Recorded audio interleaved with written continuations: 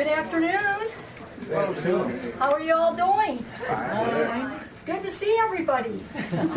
This is really exciting. We knew this was going to be a big program. And Eileen is gone for the weekend on a family reunion, so I am speaking here in her stead. And I just wanted to mention a couple things other than the great program that Rod Perry is going to be bringing to you today. But next weekend at Everson Days, Jim Berg, who is our very own local historic right there, he's going to be doing a walking tour of Everson. And it will tell you what the streets are now and what was there many, many years ago. And it's very fascinating, and if you're interested, please join us. It'll be at 1:15. You'll gather here, and then you'll go on your walk. If you have any more questions, we have stuff there. What time is the parade? The parade is at 11. Oh. Okay, so there will be no competition. Okay? And I also wanted to let you know that these programs are brought to you by Friends of the Everson Library. It is through their funding and their extra help that they do for us that we're able to do things and buy things that help this happen. And these are memberships. It's only $5 to join us for your entire life. And it tells you all these things that they do and how you could help. If you're interested, these are available. You can get them at the front desk, or there's some at the where you're going to be exiting, where you came in. And I wanted to mention this special project that one of our volunteers, Meredith, I know you're here. She's in the very back, and she's been taking all of the photos and material and information from Everson and putting it in chronological order and putting it into these notebooks that you can actually hold in your hands and look at. And these are available for you to look at. She's still working on them.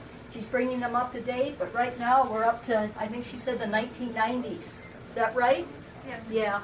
So if you're interested in history, and it's got lots of good articles. And I just want to mention real quick that I'm just finishing up with a grant that I got from the Washington State Library System, where that I am digitizing all the photos from the Whatcom Memories project that took place, and they're going to be online and available for everybody to look at, download. And we will be taking additional information as soon as I get the 450 slides that we already have uploaded with all the information attached. And so it's a huge project, but we're really excited, and Lisa is helping with that project as well. So without further ado, I'm going to introduce Rod Perry, the King of Clearbrook. Well, at least the knowledgeable one, okay? I wouldn't say that, but my grandfather was one of the first homesteaders at Clearbrook, and he came in 1876. And many of you may know my father. He was a teacher in the area, and he taught at Glen Echo, he taught at Clearbrook, and over at Linden and at Sumas. And my aunt taught, and I believe this is in 1911, up at Kendall. So today we have a lot of slides. I got to show a lot of slides, and I'll talk like the cow. If you cannot hear him when he's speaking, raise your hand. Okay. Okay? And unfortunately, we don't have a mic for you, and I'm sorry about that. But he'll try to do his best, okay? But we don't want him to go hoarse before he gets through this program, okay? Stand over here. Yeah, maybe you could, if you're comfortable. Well, we'll see if this technology works here, though. Okay. So what I want to do here today is show about 120 slides. So we don't have a lot of time for questions, a few, and then at the end I'll take questions. So to begin with, I'm going to start out on a little geology of the Clearbrook area. And we'll see if this works. And back about 10,000, 13,000 years ago, the glacier came through, and through the valley. And what that did is, it did two things. First, it came through the Fraser River Valley, the gap there, and it blocked basically blocked the Nooksack, and the Nooksack formed a channel. Well, after the glacier left, the Nooksack flowed to the Fraser. And so we have from basically from the Clearbrook area over a hillside, we have the Fraser River going through there. And then about 800 years ago, supposedly, the Nooksack changed its course and went back over towards the bay. So that's going to be important in looking at this. And this is what it shows of right up in here is the Sumas Lake. This is in Canada. There's the border, and there's Sumas Lake. And then this is when the Fraser flooded. It came this way. Obviously, this picture is taken after the Nooksack had changed course. So I see I have the elevations, and this is kind of important because if you live along Johnson Creek or at Sumas, when the Nooksack floods, it flows towards Sumas. And it's Everson I have is 85 feet, you minus 42 feet, you come to Sumas. And then in Yarrow, BC, you drop another 13 feet. I'm blocking anybody's way here. So I can't see back there. Yeah, you are blocking the screen. well, they want me to be able to talk, so let me get No, over I'd here. have to sit in a chair. Going back for never. So, to go back to history, what I wanted to do is a lot of the area here, or the history of the area, started with the California Gold Rush in 1848. And that was the beginning of the great land and sea rush to go to California. And that was in 1848 and 1849 that really began in earnest. And this is basically the initial starting point, the initial point. And what this is in order, basically this is the clash of two cultures. One, the Indian culture, who shared the environment, and this is the public lands where the government was now going towards ownership. So this is the Willamette Meridian, and it's the starting point there is just outside of Portland. I don't know if anyone's ever seen this or not, but they have a baseline and a perpendicular, or principal. Well, I said there's 37 principal meridians in the United States, but there's a few more than that. And that was to survey the public lands, and that was from an act of, I believe it was Thomas Jefferson. Back in 1780s, I believe. And the baseline here was, they made this point, the baseline, which was, see if I got a slide on that. Not too far. The baseline was below the Columbia. And the Willamette Meridian went up, and it just misses, it pretty much includes all Whatcom County. There's just a couple points just west of that. And then it went all the way over to the Boise Meridian. So that was ground zero. And then it was laid out in ranges and townships. And this is a section. And the section goes, there's 30, no, this is a township. And there's 36 sections in a township. And I primarily will be talking about the Nooksack Township. And the Nooksack Township, basically this west line here, they used to call it the West Township line, but somehow it got changed to to Trapline Road. And the southern border apparently is the Massey Road. And this is out by Sumas. And this becomes important later in the township organization that we had as far as the government. Okay.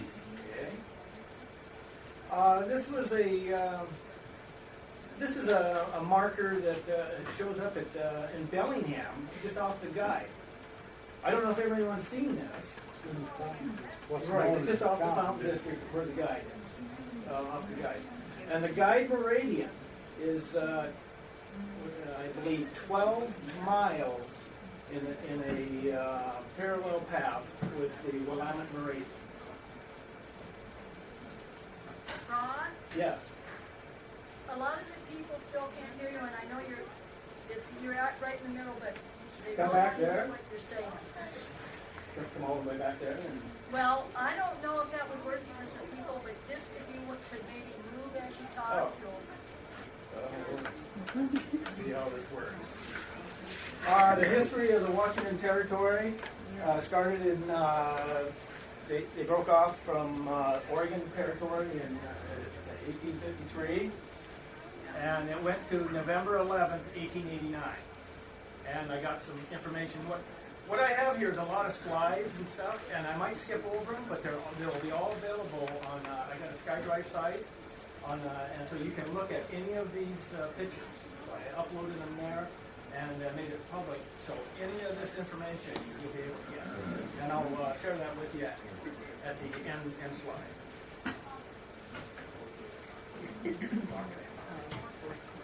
Okay, well, this was now in about 1858, the new El Dorado. They found gold up in the Fraser River Canyon. And so all the miners, or former miners, that were trying to make their, I guess they're trying to cure their disease that could only be cured by gold. And they came up, and that shows the Fraser River there. This is an older map. This is an interesting map. I got that from Denny Meyer of Northwest Survey and GPS. This is one of the original boundary survey maps. And this is an interesting map. It shows the Whatcom Trail here. And it shows some of the features. The prairie out here by the Haverstick. And that's Judson Lake. And that is Laxton Lake up in Canada. And another interesting feature would show it shows over here where this is Johnson Creek, and it shows a couple streams coming out of this there by the Haverstick, but it also shows one that comes out there over here, and that stream would be called Van Valkenburg. But it's interesting, it goes up into Canada, and I was trying to look the other day to see if it really did, but I couldn't tell. But anyway, it shows a lot of little features. Doesn't it, not in the back there where the,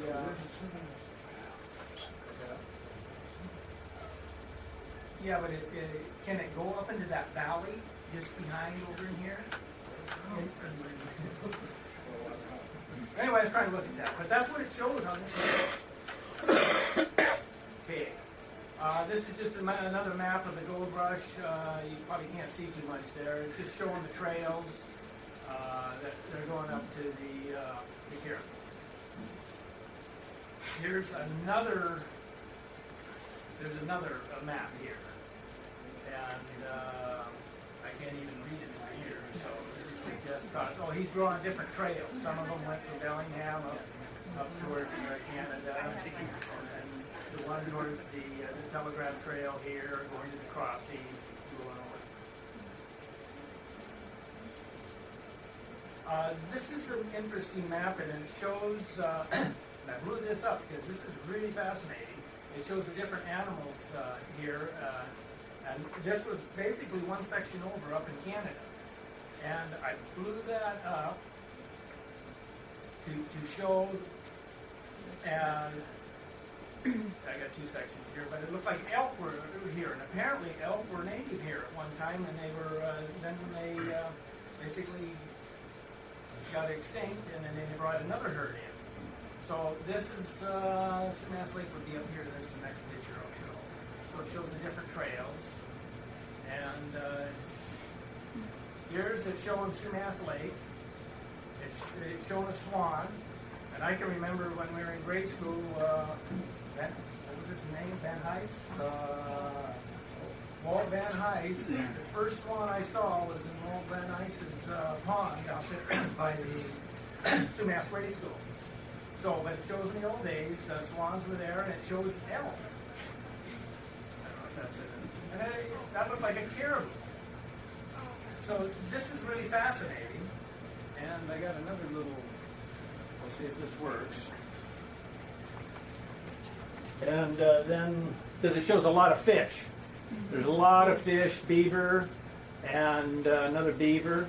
And this is up, and it shows here the present location of Chilliwack cultus cloverleaf on Highway 401.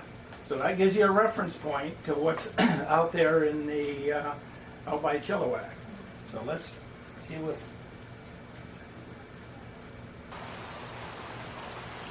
This is a prime example of what a stream needs to be. It's shaded. And These were it's clear, they were it's got gravel base. Undisturbed. This is a picture of I call it Cummings Creek December this fall 4th, of the salmon run. in the afternoon. It was on. I took this at the late run, but in the old Yeah, days, there's obviously about there would have been 2, just 4, as many 6, fish or 8, more. 10, one more. You probably could have crossed the stream on the backs of fish. Well, they seem to rest.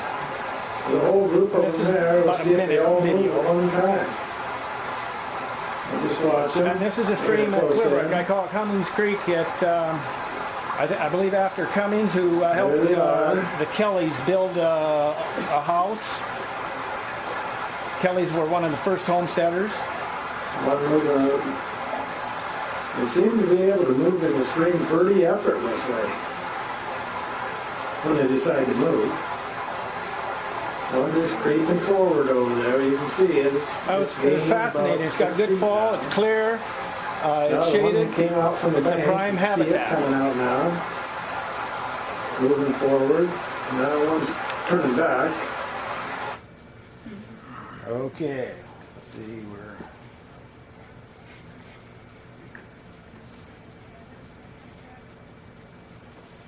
So we come back to this. And I'm just showing the different streams with the salmon are in it, and that was in the old days, and they're still there. Okay, now we get to, this brings us to the more modern written history of Clearbrook. This was Ed Barnes. In some of the books, they talk about Ned Barnes. So it all depends who you read. And Ed Barnes was one of the first settlers, and we called it Barnes Prairie. And he came in 1870. And Ed had a bunch of pigs, and farming was tough back then, so he just let them loose, so they could fend on the He didn't want to put up anything. Good stuff. So they went out and they got loose, and they became mean. And it's really interesting. Last 2 summers ago, I don't want to say Glen Dyster, but that's not right. The Dyster had some Angus that got loose, and within a week, they had reverted back to being almost wild. We had to come and take them and shoot them with wampum to even get near them.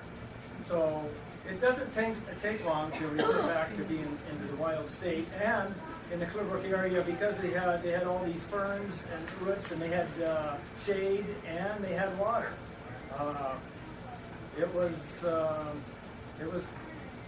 They were quite something. Let's go back. I'm not done. Then Clearbrook, because of the pigs, it became known as Hog Prairie. Well, when the High-Tone people came in and they started to build a school, they didn't want to call it Hog Prairie High. So they changed it to Clearbrook, Clearbrook High School. And that's pretty much how that began. Now, this is a picture of 1871. Well, this becomes important because my grandfather came up to work on the Yale Tunnel in the 1874 because in order for BC to become, they wanted that to become a province of the Dominion of Canada. One thing they wanted was a railroad. So these were the surveyors, the original surveyors that were coming. This is in Saskatchewan, coming out to lay the lines for the railroad.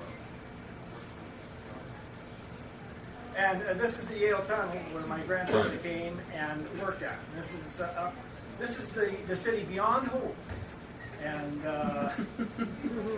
it shows a view of the Yale Tunnel, which is still there today. The main road going by Yale actually misses the town now, and so you got to go down in town and you got to go to the old highway to find it.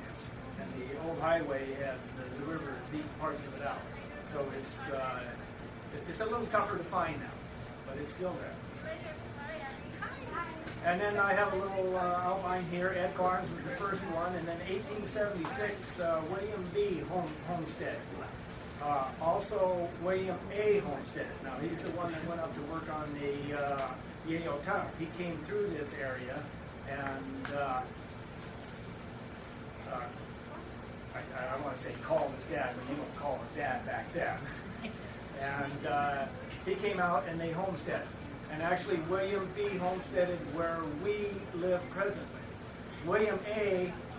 Continued on down to Seattle, and he was a fireman in Seattle, and he homesteaded where the Olson place, Mark Olson place, where high school is. But basically, he let that go. And then following him were John and Mary Kelly, and a lot of people know them. They had homesteaded just north of us, and they had about 300 acres out in that area. Grew hops, and it was quite an enterprise. Then Martin Van Buren came, and then the Kirkmans and Gillis. And then in 1881, George Goodwin. Now, you might be familiar with George Goodwin. That's the Goodwin Road is named after him. And he was the maker of fine log, I want to call them cabins, but some of them are homes. And today one still exists out there. And then, because in 1881, he helped build the Van Buren store. And then I go into it, in 1884 was the murder of James Bell at Nooksack, and the hanging of Jack Sam. We'll get into that a little bit later. And then in 1884, the Clearbrook School District started. And this is a picture taken on May 30th. That's not 1910. That's 2010. This was the last remaining barn of the Kellys, and I happened to be looking at Google at the time. I was looking at I was looking for the railroad and the tramways that came through that area, and this showed up. This was on. It was an amazing picture, actually. But that's the last of that homestead. Where's that? On is that Van Buren or was like that? This is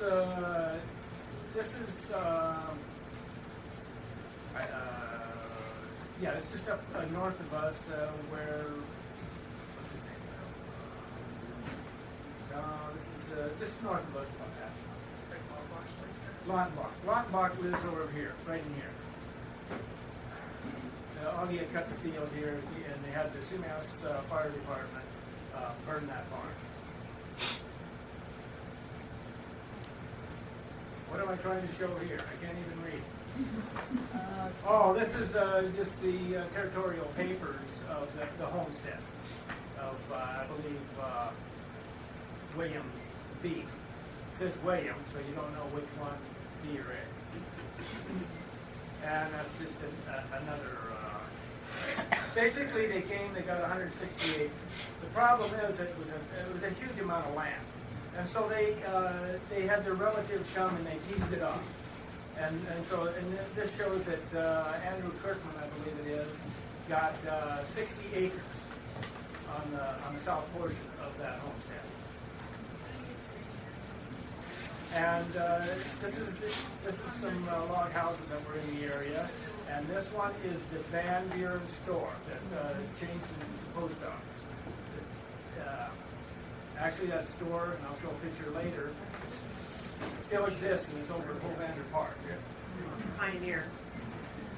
It's interesting, though, but well, this sat up on the hill just north of Glasses, and then it was moved to the hill just just south of the store, moved over to Griffithson Park, and then as an Eagles project went to Hovander Park.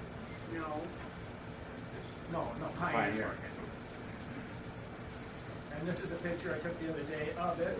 You can see here they obviously have changed the logs here because they probably rotted out, and they changed the door. And other than that, it's pretty much the same.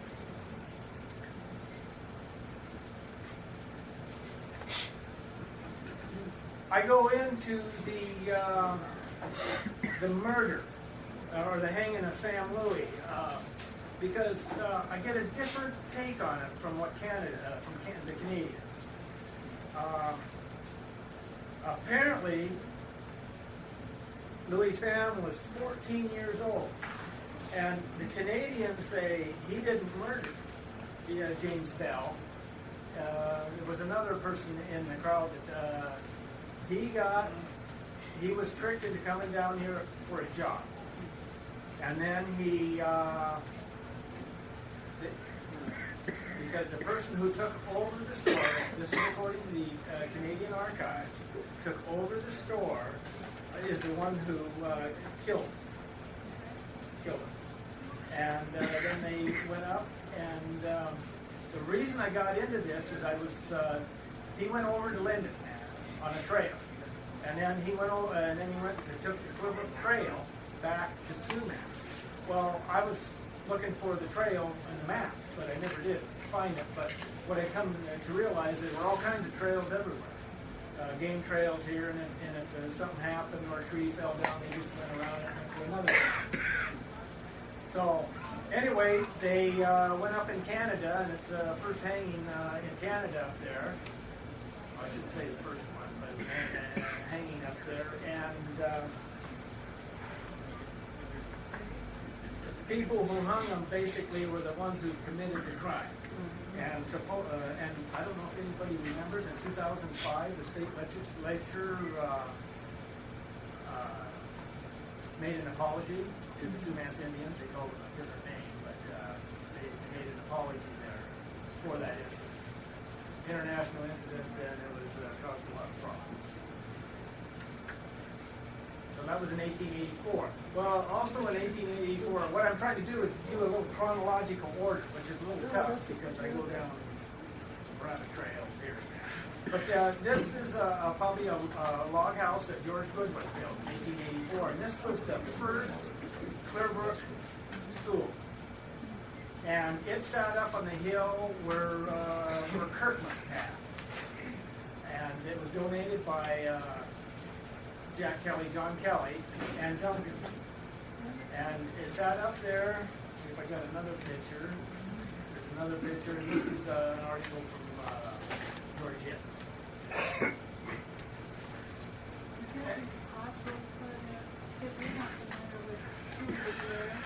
Okay, here's, I gave today's modern picture, a Google picture. This is where the railroad tracks cross this year. So that's a good reference point. And then these trees, there's 4 trees there, they were maple trees, and that's who sat right in here. So that's where that was. And the school district, this was, according, I went to the archives, and this described the school district. It actually took in 2 townships, because Township 40 North actually ends at basically the Haverstick Road. and then you got about a half mile from Haverstick to the border, and that's in Township 41 North. And what that means is 40 North means you got 6 miles. You times that 40 by 6, you're 240 miles north of the baseline of the Willamette Meridian. So that describes. So it took in a little bit of area here. This is would be Trapline Road, and this would be over here would be I want to call it Badger Road, but it's probably Garrison Road all the way down to Lindsay. So it took in that area. Oh, another thing, they called it the Carlisle, in parentheses, school district, and I've never heard of that, but it's referred to a couple places as Carlisle. And then a couple years later, it's Clearbrook. Okay, well, this is the aftermath of the Great Seattle Fire of June 6, 1889. And the reason I show this is my grandfather, who went up to Yale, then was an engineer down at the Engine No. 1 company in Seattle. And it was quite a problem. They didn't have any water, and it basically destroyed the town. And so, interesting enough, soon afterwards, he moved up to this area. And it says that the George Goodwin built the log house that used to stand on our property. And I call it a house. And the difference between a cabin and a house to me is the log house had shingles all around the outside. So it was more refined. And these trees are very interesting too. They're black locusts. A lot of times if you go around the different areas around here, one's up at the Tiltons, up at Clearbrook, you'll see black locust trees. They're native of eastern U.S. and they're in the pea family, and they're basically called iron fir. What's interesting about this, I always found this fascinating. It's a shade tree, so they came from Illinois, so you'd want shade. But here you want to be blocked from the northeaster. So I don't know. It's nice in the summer, but it's probably pretty cold in the winter. And I don't know if you can see it from here. There's our barns in the background. They show that you can see a little cupola right in there, and that's across the Johnson Creek. We donated this cabin to the antique tractor garage Burgess Park, and I think they used the logs to build other things. And it was really interesting when they took it apart because it was a two-story, and they had holes where they put the logs in. And so how they put them in, it was quite amazing. But it says 1882 here, and to me it was 1888 that approximately was built. And they didn't live in these log, I want to say the log house all that long, before they built another more modern house. And this is actually a house that George Goodwin built on Goodwin Road. This house still exists. This is a view from the south looking towards Sumas Mountain here, and it's still there. So he did fine work. There's no question about it. Now this is an interesting picture of George Goodwin in his patented invalid chair.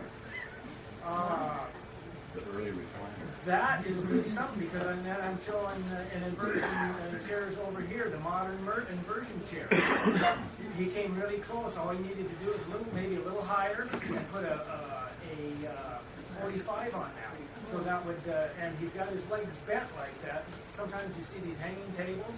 Well, they put too much pressure on the lower back. So this is a really fascinating picture to be looking at. And he's even got the little head cervical rest here as this new monitor.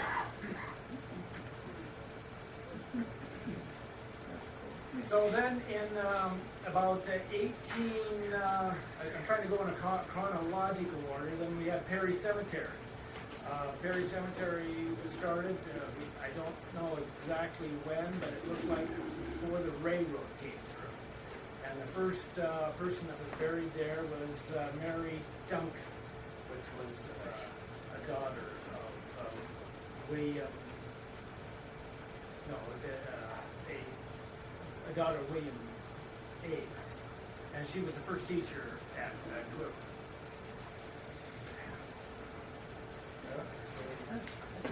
Yes? I have some great-great-grandmother who's supposedly buried there. Are those people, are they still buried on the Perry property? Yeah. It's still there. No. What's her name? I think that one was Lily Bowen. Lily Rose Bowen. It'll show up here if it's there. If you can read it. Hannah. Billy. Hannah. That's, Hannah, yeah. in the middle, right in the middle. Hannah Bowen. Okay, yeah, Middle it's left. Hannah. We'll go into the records of the cemetery because you can't see this, but what this shows at the archives was formed in 1891, a Perry Cemetery Association, which in my mind means that there's a book, because somebody's got a book, and I've never seen this book of where they were buried, the plot, lot numbers, that type of thing. And where that book is, I have no idea. No, we went to the archives. If anything was going to be there, it's going to be at the archives. Washington State Archives, right there by,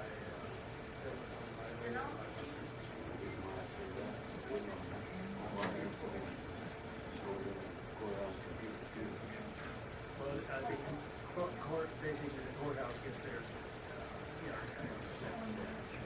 Okay, let's move on, and then this is showing, this is the right-of-way for the railroad. Can't read it here from back here, but what it shows is they didn't, it shows 100-foot right-of-way, but they didn't know where they were going to put it, in section 8 or section 7. And if they didn't put it in within 3 years, then that was null and void. And that's just more of the detail on that. And then now we're coming to 1891 with the railroads coming through, and they had, you can't read anything, but they had put the railroad in, and I got a PDF file, about 4 pages, telling about the history of why they put it into here. They were kind of competing with the one Kasumas over here. And then it continued on up to Glacier. They had all these little towns, Clearbrook, Van Buren, I want to say Worthen, and there was all kinds of Lamberton, Hilltop. And with the advent of the railroad came more post offices. And Clearbrook had a post office, and Van Buren had a post office at one time. And I go into a little history of that. I got this from the librarian at the Washington State Library, and they sent me this, and it talks about Van Buren, and at the end it shows the different postmasters there at the library, and it was closed in 1915. Started in 1891, and closed in 1915, and it went to Everson. And it talks about, it gives a little history too. It talks about Van Buren was one in the party of vigilantes.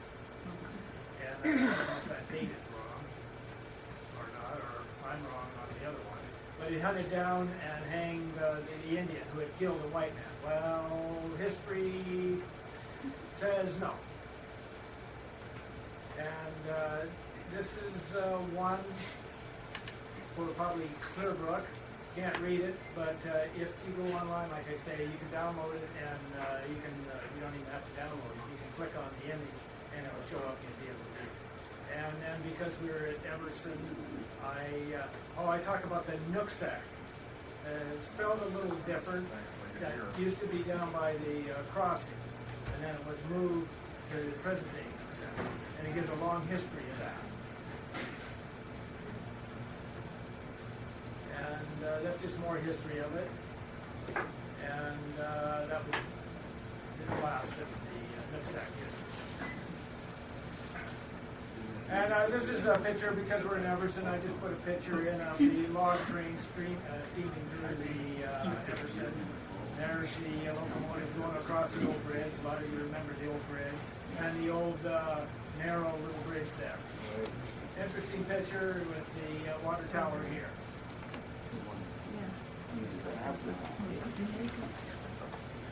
And just a picture of steam, the old steam engine.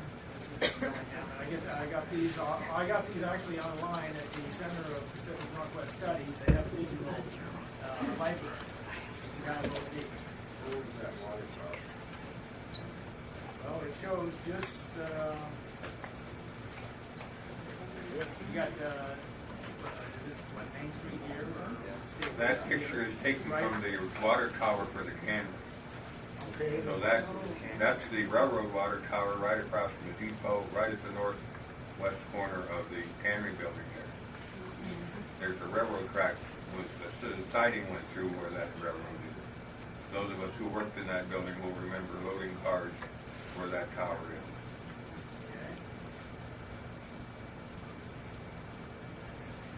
And I think this is because it shows the Sumas area homesteaders after the railroad had gone through. And it's too small a picture to see, but it just shows all the different ones in the Sumas area. It shows one is Sugarloaf Mountain and Haystack Hill. And then Sugarloaf should be further south in Haystack and then Lone Tree. So it shows some geographical references.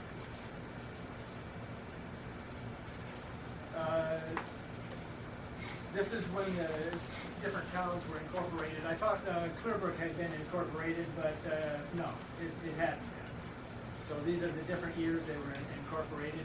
But a lot of activity after the railroad came through. The railroad was really the driver of development in northeastern Washington County. I put this picture. This is the Beaton Gillis. This house was built in 1891. It's still standing, but barely. It's fallen down. And it talks about the stove, the great majestic here. Him always having a fire in it. So, this was Beaton Gillis's house. It's just about a quarter mile south of the Badger, across Johnson Creek. It's still standing. It's fallen down. Now, remember the first Clearbrook school, the log cabin. Because the railroad came through, and then now they had access to cut lumber, sawed lumber. This was built in about, I want to say, 1897, and this is up by Kirkland's again. And it shows the bell tower, and it's a great picture. It was put up by, I believe, Betty Barnhart, who was a Gillis that went to Mary Arnold Barnhart. They live up in Red Deer, Alberta. And then there's just some pictures of it. This building actually still exists. We'll get to that a little later. And this is a picture of the map of the 1906 U.S. Geological Survey of the quadrangle, the Sumas quadrangle. Quadrangle is what? 4 townships, 4 by 4. That's a quadrangle. And what I'm showing here, I'm showing the railroad lines here. That's the one that goes by Hampton and then goes over to Linden. And then we come up north, and it shows another one. Now this is where the Clearbrook School I just showed you was, right in here. And then there was a little tramway that went through Hittens, all the way over past Trap Line, over to the southern part of this region, just south of the lake. That's still discernible too if you go there. What's that? That's still discernible if you go there. in here. My grandfather's farm was butted up against it on the south side from the Craft Road. Craft Road ends just about where the railroad crossed. Okay. And then they had another one, and which you can still see. It started at Clearbrook and went at a little angle, and it's where one of the Scrambler boys live now. And you can see it's an arc there, and it went along and it followed the grade, and here there's a hill. This is trap line again, and then it ended out here just south of Pangbourne Road. So that was another one. And then the longer one started at Clearbrook, and you can still see the grade there by just west of where Earl and Pam Westhoff live. You can see the grade, and it went up that hillside, went across the Haverstick, and crossed, and then went around and went and crossed the Haverstick about where the Southwell Road was, and then crossed again over here into this area, Northwood area. Interesting about this, there's a few interesting things about this map. It shows a road on Northwood going here, and it shows a road going at a diagonal through that section over here, over to Hammer. And another thing it shows the highway. I want to say East Badger now. It shows it ending right about where the high school was, and this area was just a big swamp. And then it pretty much shows that. So people use the Van Buren Road, that area, to get over to Sumac.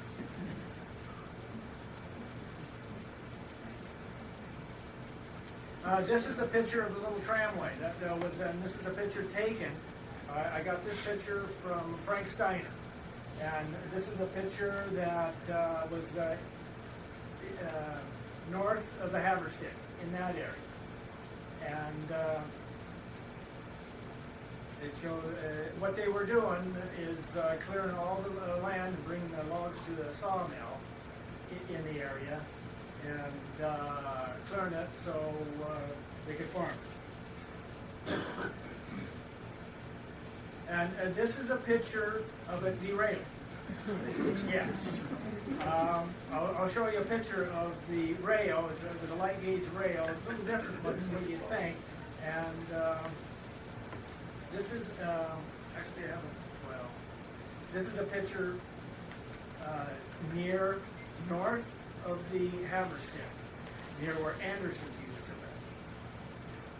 And this is on a Sunday, and they talked about their hat.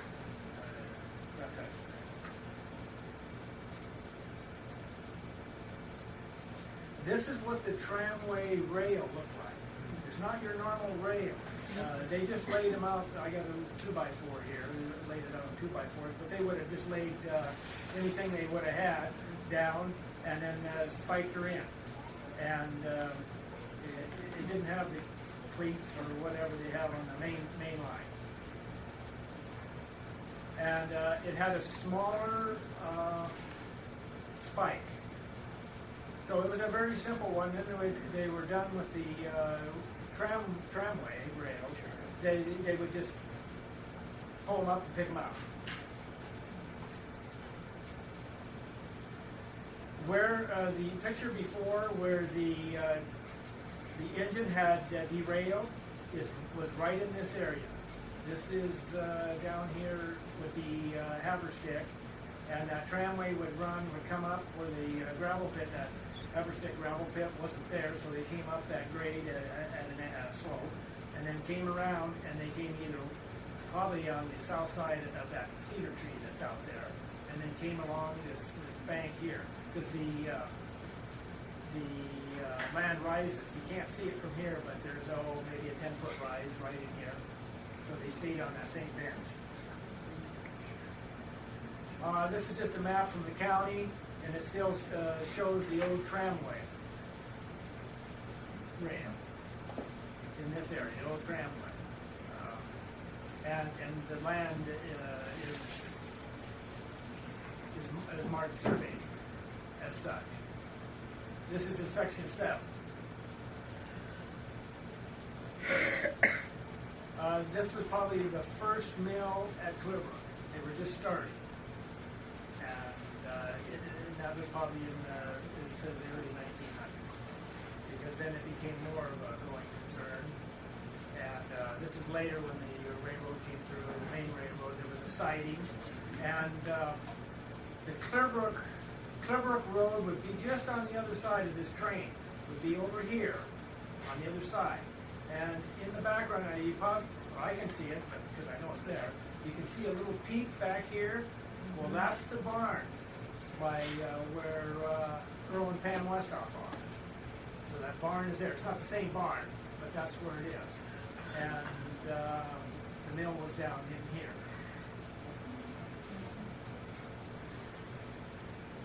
And then that mill, that train backed up with the shingle bolts and dumped them in to here. They dammed up the Clearbrook Creek by the mouth, and then they had a mill pond.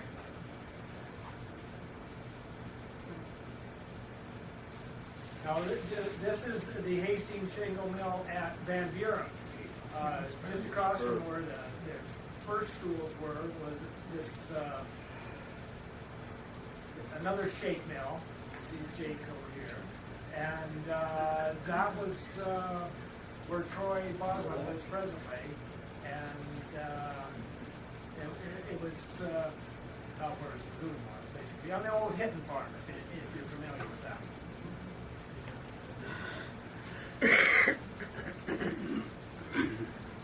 And this is just a picture of the donkey pulling the trees up so then they could load them on the tramway. This is the Goshen motor car. People could get around easier back when. This is a picture taken in 1912 from Sumas. We got a postmark here. You can say March 4th or March 4th. And this was a car, gasoline car, basically a torpedo with an engine, going from Sumas to Bellingham on daily runs. And from one of the talks here, it ran into the back of a freight train, probably in 18 or 19 or something like that. Interesting picture. You see Mount Baker Theater right here. So you can see the tracks and how they went. A lot of history's been lost on this railroad.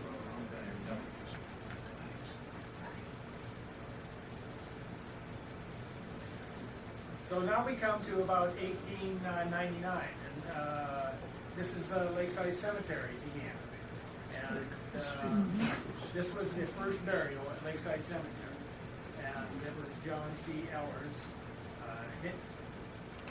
Henry Ellers donated the land. His son had died from rheumatic heart disease, which starts out as spread throat.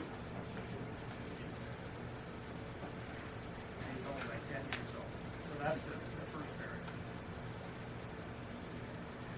Now I'm showing this because this is the book at the cemetery book at Lakeside. Perry Cemetery should have one of these books somewhere. But the books were laid out in alphabetically. So these are all the E's, and so I got John C. Ellers. He's the first burial, and he's on page 1. Page 1, so that's alphabetically. Then it's chronological. So the very first one is on page 1, like we said, with the Ellers. And then it gives where they were born, how old they were, and usually they give the age and years, months, and days in these columns. And then it goes to where they were buried and the plot marker and a little more information. And then this is the third part of the book that shows the lot plot markers. This is B25, Henry Ellers right here, and it would show, you can see it, John C. They didn't bury him out in the right, buried in between two plots. And then this is a modern map that I drew up in Excel of Lakeside Cemetery. Now, this is an interesting map because it shows 3 cemeteries here. We have the old cemetery now, and they numbered it. Remember, the township was started over this way and went back and forth and ended here. The cemetery, this is lot 1, and it goes just kind of opposite as the township. So we get up here, this is like lot 99. Well, they bought a new piece of property here. Well, what happens, they started burying people, and they never learned from their forefathers. They didn't survey it, and it ended up they soon realized that this is going to be a mess. So they hired, well, they actually didn't hire Denny DeMeyer, and his kids came out as a community project and surveyed all this. So they started over here and surveyed it, but when they came to this part, they couldn't do anything. So they had to skip it, and so you see these gaps in here. So you got this part here that's surveyed, and then I could take this part, because this was done more accurately, and line them up with the old part. That's why you see more gaps. You see a gap here, and there'll be another gap here, or possibly here, in between the lots. And it was a lot of fun in Excel making this, because in here you had to merge these cells, and that was a real pain. But anyway, and another thing, when they surveyed it, they found out it was skewed. So even the original people, they must have gone out with a tape, but they didn't do it with a survey, because the part over here was skewed over about 10 feet. That's why we can get an extra row in. So you can't see that, but I'll bring it up bigger. And this is what it shows when you bring it up bigger. They sold them as family lots, and there were 12 plots to a lot. And at that time, when it started, I think it was $25 for a lot. Now we charge $300 for a plot. So it was good to have a family plot. And occasionally I get a call. I'm the commissioner of the cemetery. I'll get a call and someone has a plot. Well, I don't know. I don't know who they are or whatever. But if they know they have one and they're related, they have a plot. And I made a map. We made it in Excel, and Tom Marion, for a senior project, helped me. And we made a PDF. We sent it to Applied Digital Imaging, and we put it on the Centra material, which is a plastic material. And it's really held up well. You see these that kind of material on the side of buses. You can wash it off, and it hasn't faded. It's been there about 2-3 years now. Before I went to an engineering firm, Reichard in Eby, and made it up on a plotter, but I made a mistake. I put cremations in red, and they faded in a couple months. So I try to put everything in black, and then I coat it different colors. The green means that the plots are for sale. These plots, the gray means that they're taken but not filled. They haven't died. And the gold means they're a veteran. And so that's held up. And what we wanted to do is make a permanent map. But since people were already buried there, we put their names in there. But now this is pretty much permanent because we marked every lot. Every lot is marked, the plot is marked in here. And then we have a directory. And the directory is sorted in Excel, so then you can print that out and update that. And then this is just a picture of this is not from Google. This is Bing, bird's eye in Bing. If you can get one more step, you can almost see people walking around. And it shows a truck here. I mean, it's pretty, it's amazing. And you can see the old part is in here. This is where the part that they just start burying people. And then this is the new part. And we don't have too many burials. Well, Pangborn lived up in that area. And that's why the road is named after him. And the lake is named after him. And here's the lake, Pangborn Lake. Now, in the old days, Pangbourne Lake used to go up to this area. Well, I did an audio interview with Bill Carmen. He says in 1948 they shot the last part over here where actually this lake drained both ways. It went the other way to Squaw Creek to the west, and it goes to the east in Cummings Creek, and that's where I showed that picture of the salmon spot. They shot the last part of this in the dynamite in 1948, and basically they released so much water it flooded parts of Sumac. So it's not very big anymore. And I guess if you're a farmer, that's a good thing.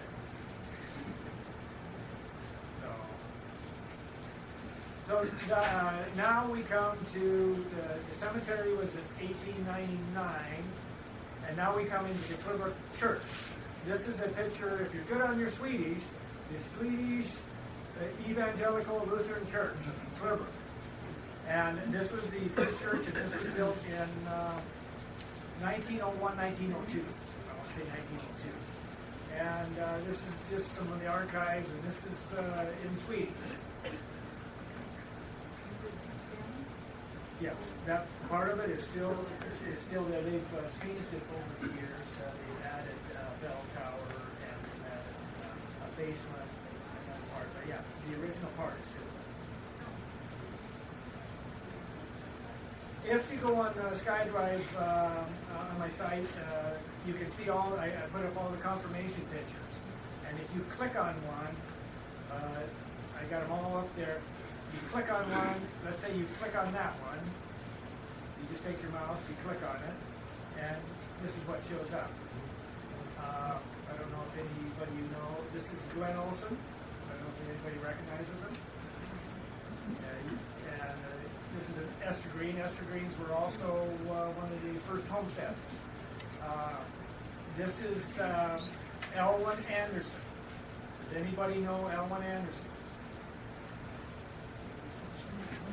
Elwyn Anderson drowned in Pangbourne Lake on, I believe, May 7th, 1945. It was a Monday. He's the only one in the boat that could swim. And he's the one that drowned. There was an audio interview done by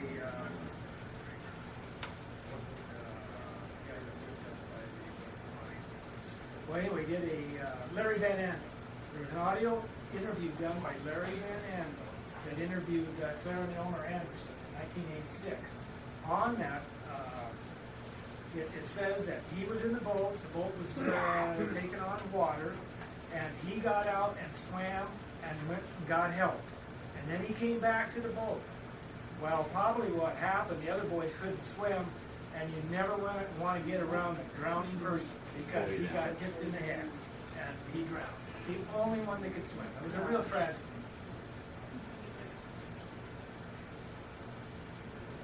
This is just a view of Mount Baker. It kind of reminds you of the Nooksack Alma Mater. Does anybody know the Nooksack Alma Mater? Where the towering mountain splendor meets the river's flow, reigns victorious in Nooksack Valley, amid the plains below. Dear to all our hearts we cherish, praise and honor thee, and through ages shall thy glory everlasting be.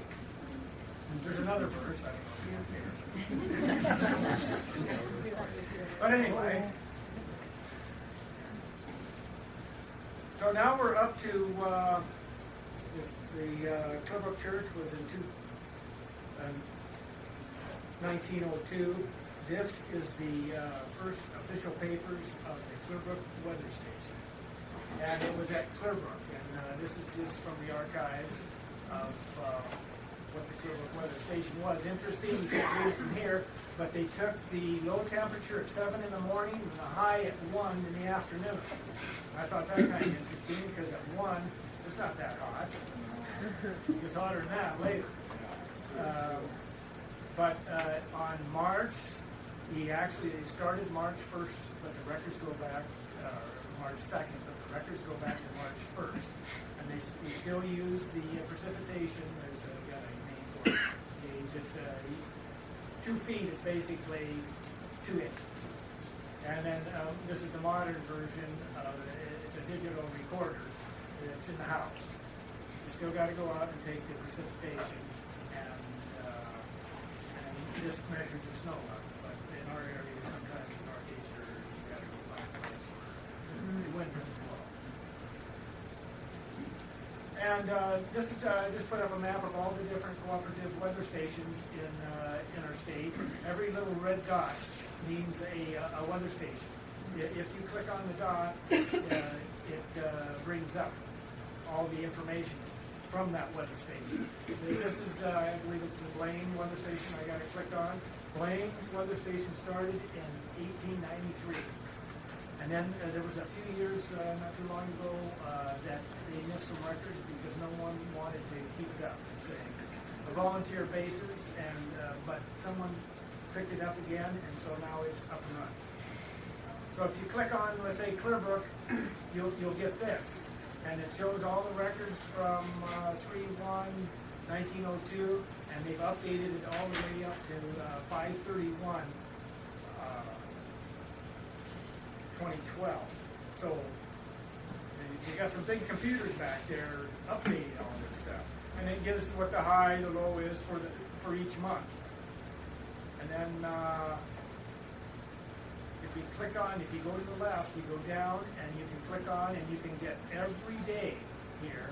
I can't read it from here. You can get every day of what the weather was, the high maximum, the low maximum, the record, well, high and low, that would be at the average, and then you got minimum, the high minimum, the low minimum, and then the precipitation, what the average precipitation is, and the precipitation for the most that day, for every day of the year from 1902. And then I took that information and threw into Excel and then sorted it. And I'll have to get up closer to read that. I don't know, maybe somebody can read that up there. I sorted this by the day it rains the least. What day in the year does it rain the least? Summer. No, it said July, I believe it's July 30th. And today I was looking, this is today. I'll look up today. Well, June 30th ranks 28th. And, but we'll probably have a record today, so go figure. And then this is a file I have on SkyDrive that shows the averages of the weather, and then I got a graph for the month. And it's showing this month the high is about 5 degrees cooler, not quite 6, and the low is a little warmer. And then here's the precipitation for the month. The lighter blue line is the average, and you can see that we're almost double that this month. And then for the year, it shows over here, and we're probably 130% of average. So now we come to the Clearbrook. This is the Clearbrook store, about 1900. This was in the town of Clearbrook. Part of this building still exists today. Probably one wall. But it's up where near Dale Steele lives, across from, used to be Clearbrook Equipment Repair in that area. That's by the railroad track, right? It's north of it's north of Swanson Road. Oh, yeah. Let's see if I can get that. Yeah, the Swanson Road would be out in front here. Out front, and the railroad tracks are this way. Interesting, at George Goodwin's place, we saw a ladder, and there's a ladder over here. You see a lot of ladders back there. This is the hotel. One of the books here, I think is Jeff Scott's Tales and Trails, tells who these people are. there were, one was related to Hayes that lived there by Clearbrook. This is a Clearbrook Hotel. Is that close to the store? Here's a picture of it. Now, here's the hotel. Good. Here's a blacksmith shop. And this is where Boss Trucking is parking now. And that's a blacksmith shop. And that was built in 1913 by Carl Alvord. I don't know if anybody knows Rich Alvord, like his grandfather. And okay, now here's the store right in here. See that? Okay. And then there's a barn back here that would have been Tilton's barn, way back on the end of the road. And you can still drive around the Clearbrook Road, and then you turn the corner, you'll see some black locust trees because they had there was the old house that Tilton's house was back in there. And here, you see that little steeple? You can see the steeple. That was the Presbyterian Church at Clearbrook. And I think it closed down in about 1915, 1918. But we'll come back to what was in the bell tower. Because there's the bell from that church, and they took it from that there, and in I want to say in the 30s, they put it up at Clearbrook. So that's a picture of that. And interesting picture. It's a pretty good-sized bell. This is in the area at the Kellys. They grew hops back then. Hop farming was big in the area. They also later, when I interviewed Bill Connell, they grew sugar beets. And Kelly's, like I say, had about 300 acres. They owned where the high school was. They were part of our farm. They were quite big. And like I said, I showed that the burning of the barn, the last remnants of an empire. What else do I want to say about this?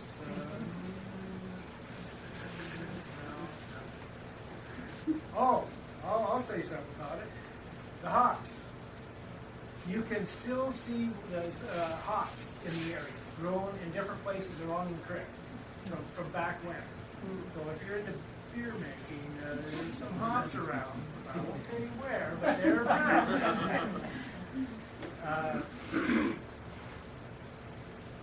Now we come to the 1910 Clearbrook School. This was up the road about a quarter of a mile from where we were looking at the other two. And this is in 1910 they built this. Why the school? My dad taught there, so did my aunt taught in there at some point. And that sits where just north of the Meadowdale Water Tower. And where Otto Grace, behind Otto Grace's place. I can remember as a kid growing up and they had still the cement foundation there. And the ball field was this way towards the road.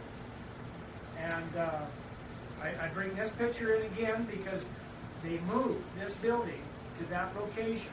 And what they did is this was a T, and they took this T over here and they added it to this part of the building. And they moved it to here. Now this is a 1915 orthographic projection made by Elmer Anderson. And it shows what they did with that building. And this sat out by the road, by Van Buren Road, and with the bell tower by the road. And it's at in an east-west direction on just on the south border of the property. And then they had a community, they built a community center, which is the kitchen. Here, they added that was on the back. And I took this is before I had a scanner. I took a digital picture with a camera, wasn't all that great. And so I wrote the writing out to show what it said. And basically they had moved it. They paid $125. Now that was in 1954. They moved it again from that location to become the parish hall at the Clearbrook Church. And it shows what they did and what year that was. Yes. So the Clearbrook School there, was that just north of like the driveway on East Gravel Pit then? Yeah, it was Before north. Strimlers and that gravel pit driveway? Right. It's just on the north side of the Meadowville water. Okay. And you see Auto Grave, you've got that loop. Yeah. Well, that was back behind his trailer. This is a picture I took of a class, what does it say, 1911, 12. Remember the class, remember the picture of Beaton Gillis in the 1891 house? Well, he's in this picture. He's in this picture. Here he is here. He's in the picture. And he's right here. And you don't get a picture. I threw it in there just because I could. But I thought it was really interesting. And it does kind of look like it. Another pictures. These are actually online on a website. This is from Lene Esther reading, 1937. Here, you can't see it. No, I don't know if this is a picture or not. No, let's go back. This picture shows, does anybody remember Cliff Kelly? It shows Cliff Kelly over here. But that was, actually, that's not the old Cliff. That's the young Cliff. Young Cliff and the young Walt Kelly.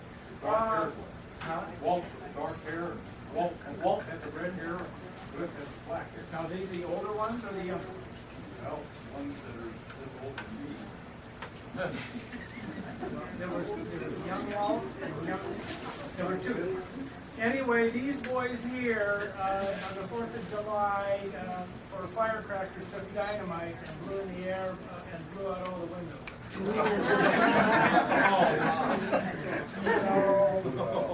Yeah, dynamite. Okay, this is a picture of the 1913 girls basketball team. This is a picture of the championship team. I don't know if anybody remembers that. I know some people in here. This was the manager, and that was Art Swanson. 1921, 1922. What's interesting about this picture, these look like high school kids. Well, the school closed down the high school in about 1918, and then they went to Nooksack. And so maybe they continued on that class. The Clearbrook continued on at Nooksack for a few years, because when my dad and Herman Eden went, this is a picture I got from Jan Eden. There's Jan's dad, Herman Eden, and there's my dad, Bill Perry. This is the 1924 picture of the Nooksack High School basketball team. So somehow Clearbrook had disappeared at that point. And when they combined, it was called the Victory School District. And I thought, oh, it'd be Victory High School. No, it was supposedly the Victory School District. Interesting picture. The person here is Don Swanson. He just died here a few years ago. He lived to be 98 years, 11 months.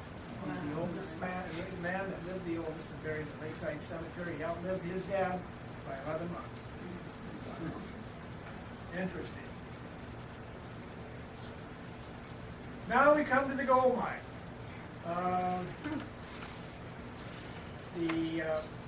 The gold mine at it was north of Linden. Well, it was up by the end of Van Buren Road. And what this was basically a scam. And it shows an engine, and here is the I want to say the donkey, and the mine was over here. This was Rasmus Old Blondin. If you go to Linden, you'll see a couple Blondin buildings that were there. And he came from there. In fact, Ken Stremler lived in the old Blondin house and fixed it up, a century house over at Linden. And they went up, and supposedly Blondin got up there and was just digging around. He went to some seer in Fairhaven, reading his palm of his hand, and he pointed to where the gold was. So that's how he got there. It's north of there. I'll show a picture here, but this is another picture of Rasmus and Prouty, Homer Prouty working at the mine. This is a photo op here to get more money from the people. He scammed on my grandmother's side, his brother, and we ended up with the property. So I kind of know. And then I did a title search to see what year it happened, and this was from about 1909 to 1913 that they were doing that. Elmer says everybody thought they were just scamming everybody, and he was right. And then this is the picture of that 1906 map blown up, and it shows the tramway going up here, and of course the Everson gravel pit wasn't there, so it went up that hillside, and then over. But what it shows here, it shows that bench here, over in here, and the same bench, and that's where that mine was. So they kind of got their equipment in fairly easy. Got it off the train, and then got a horse and put it over there, because they wouldn't have had to go up any high bank.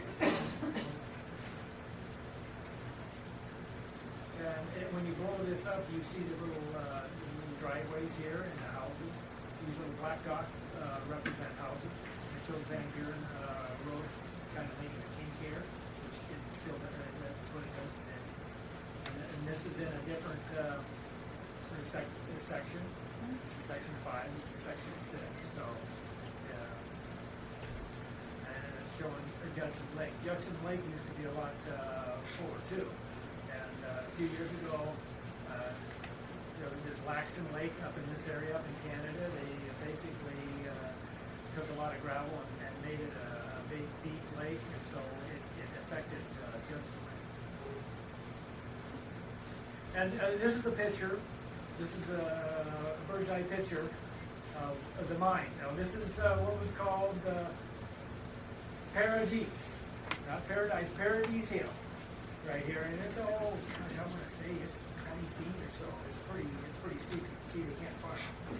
And in an interview I got in the interview Larry Van Andel took, Elmer talks about cutting that. And he had George Glass, not George, but Ray Glass come up with a team of horses and cut that hillside. And then when they baled it, all the hay railroad down to in here. And this is a cornfield now. And this is a bench, and this bench kind of, this hillside goes along here and goes and it curves up and goes at kind of an angle over to Canada. And the mine I got right in here. And this is where the house where Larry Van Andel. Right over here, there's a big, over 20-foot drop off or something. Border Patrol sit right here now.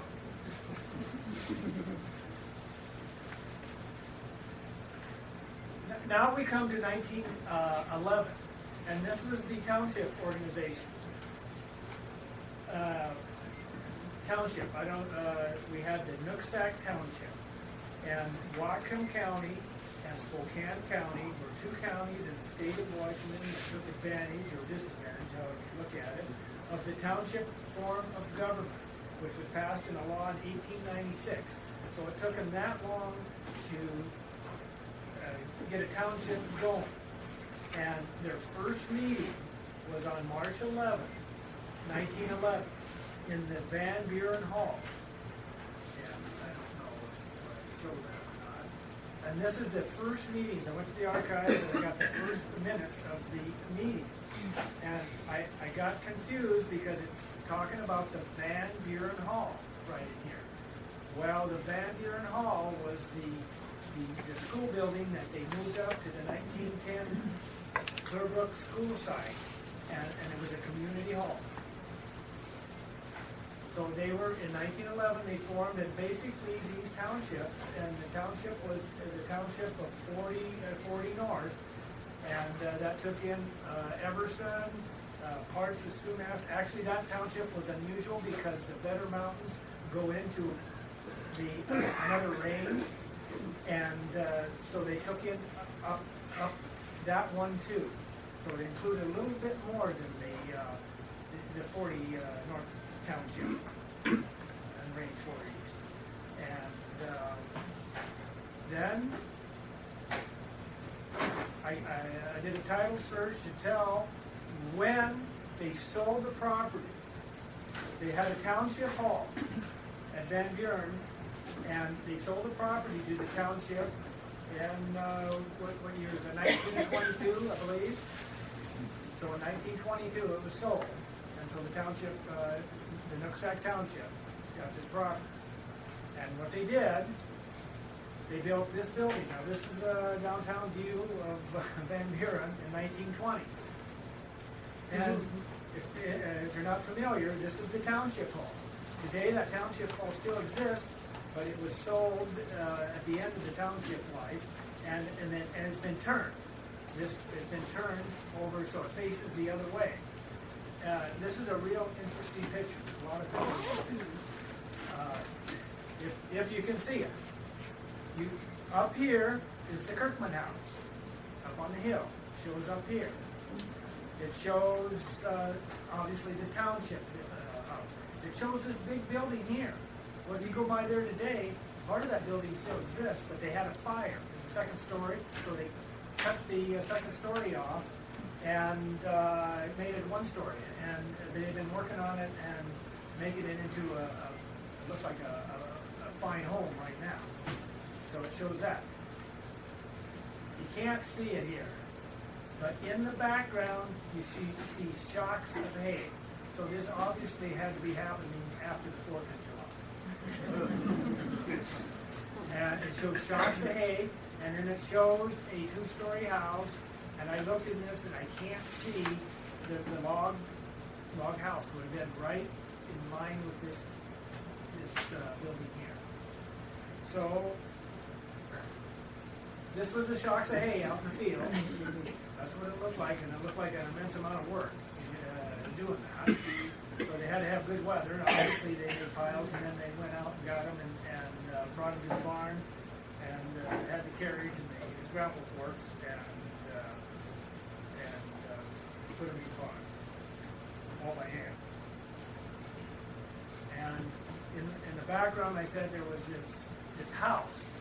Well, in 1908, Sears made houses, and you could order them, and because the railroad came through, you could order it as a kit. And you still see some of these houses. I think this was the Chelsea house back there in 1908, and that house still exists today on her place. And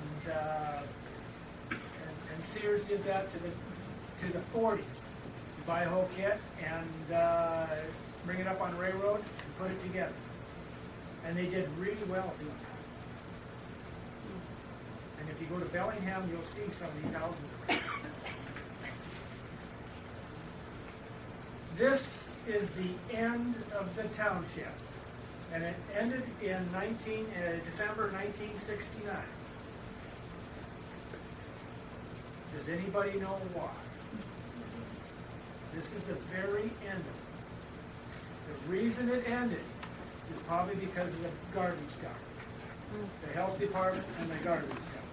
It was costing too much. So now what do we have here? The next slide, it ended here. Does anybody know what it morphed into? The township ended, and it was a special needs, it was a special district. It morphed into a cemetery district. And that's how the cemetery district started. And interesting thing about this, Sumas didn't elect to have one. The Sumas city takes care of their own, so it's a taxing base. We get a little money from a tax to maintain these. And then of course, because it's a government entity, we have an audit. And we have to report to the state auditors and have to report all the minutes and all the financial records to them.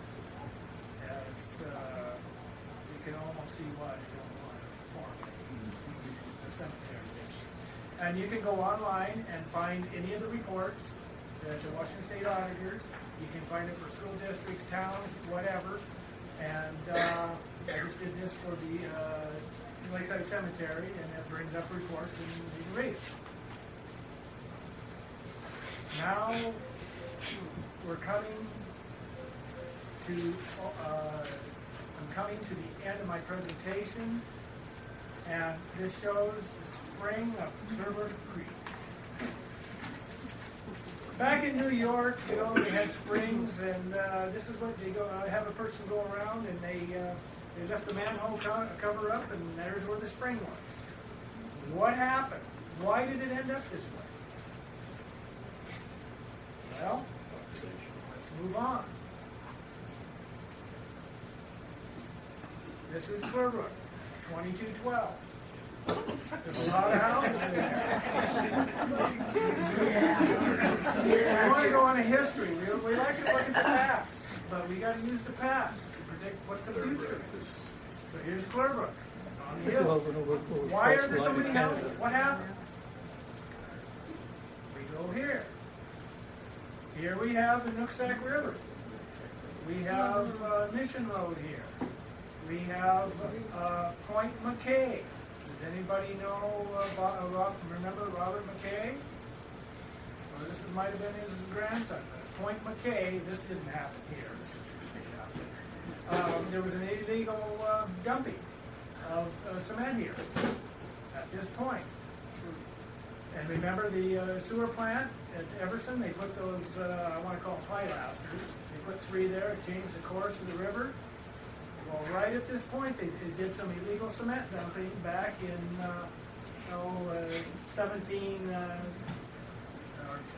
2150s, and it changed the course of the Nooksack River. So now it goes down the spillway, the flood zone way, and the Nooksack River changed course. And this can really happen too, because you can see the fall. So anyway, then I think so the Nooksack River changed course in the Great Flood and the 1,000-year flood in 2172, and we have a glimpse back into the future of Michael D. Apollo Nostradamus, and this shows a picture of the between Everson and Nooksack here. And they're almost completing the bridge. The much-awaited Evernook Bridge under construction over once was Johnson Creek. It's planned to be officially open at sunset Friday, April 17th, 2212, which coincides with the Jewish festival of Passover. Nooksack and Everson residents have had to use the bridge at Nugent's Corner to commute back and forth by vehicle ever since the 1,000-year flood in the fall of 2172, when the Nooksack changed course due to glacial deposits filling the riverbed and unapproved landfill dumping of cement on the south bank at Point McKay, and the lack of any levees on the north bank of Everson. An enterprising young man by the name of William Wild Bill Hampton set up a ski lift and jetpack business to cross the river. He called his business the Crossing after the centuries before after 1 century before, and it served the community for many years. Unfortunately, Wild Bill crossed over to the other side while using a newly formulated Icarus brand of gold-green tri-energy fuel, or tritol, made from a blend of H3O, and our locally fermented fern roots and salmon eggs as his jetpack fuel. If he flew too high, an ark installed and was drowned in the river, his body was recovered near once was the Tom Road, and his jetpack was found floating by Nooksack's North Bank near Rose Hill.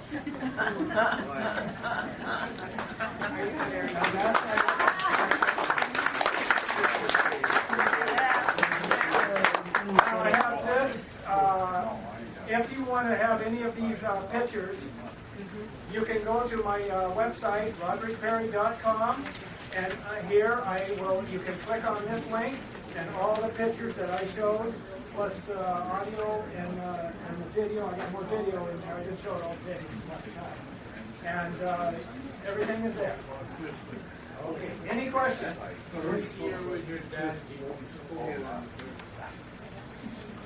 I think in the early 30s. And he went to in 1942 he sold his chickens and had to go to America.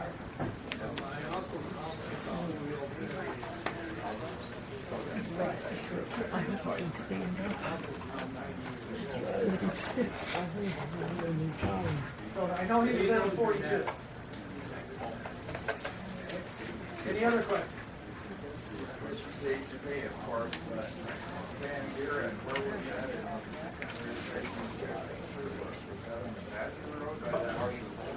Yes, that was Van Deer.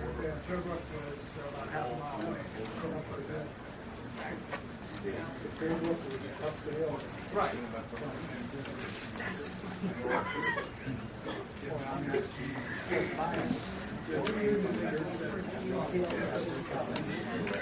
What year did they put the post pick on? Oh, I think that was about 20 years ago. Because the park and then it went to Pioneer Park. And that was on Pretty much. No, not the Van Deer post office. No, it's on Gillis across the My nose is frozen.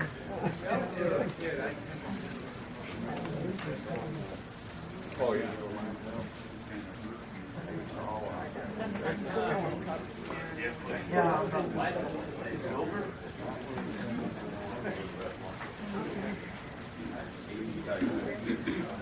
Any other questions?